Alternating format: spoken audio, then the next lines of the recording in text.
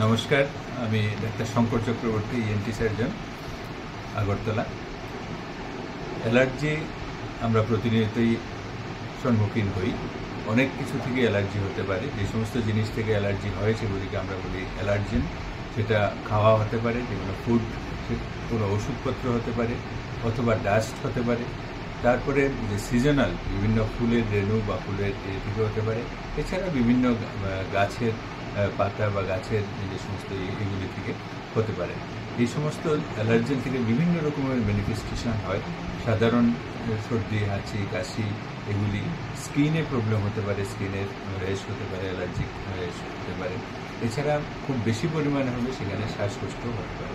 তো যে সমস্ত অ্যালার্জিগুলি সাধারণত মানুষের হয়, সেগুলির মধ্যে আমরা যারা ইএনটি সার্জন, ইএনটি নিয়ে ডিল করি, আমরা মেইনলি যে নেজাল অ্যালার্জি যেটা বা আপার রেসপিরেটরি ট্র্যাক্টের যে অ্যালার্জি, যে কোনো অ্যালার্জির যে যাওয়ার রাস্তা সেটা কিন্তু আমাদের ইএনটি, সেটা নাকে দিয়ে যাক, মুখে দিয়ে যাক, সেই সমস্তগুলিকে আমরা ডিল করি।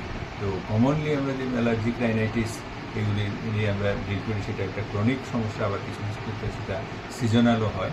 এছাড়া অন্যান্য অ্যালার্জিগুলি, অ্যালার্জিক ফেরেঞ্জাইটিস, রাইনোফেরেঞ্জাইটিস, অ্যালার্জিক সাইনাসাইটিস, এগুলি সমস্ত কিছু নিয়ে আমরা ডিল করি। বেসিক্যালি পেশেন্টের সিমটমস থেকে এটা ডায়াগনোসিস হয়।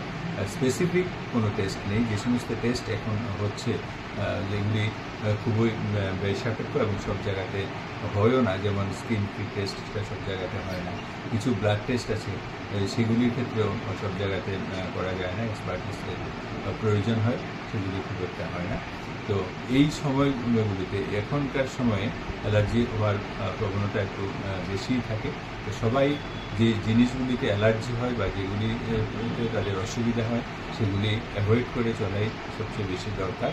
এছাড়া যখন এটা একটা বেশি বা গুরুতর অবস্থায় যায়, তখন নিকটবর্তী যে চিকিৎসক, ওনাদের সঙ্গে যোগাযোগ করা প্রয়োজন।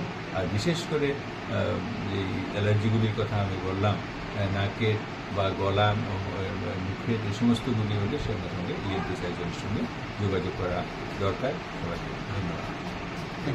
Thank you sir.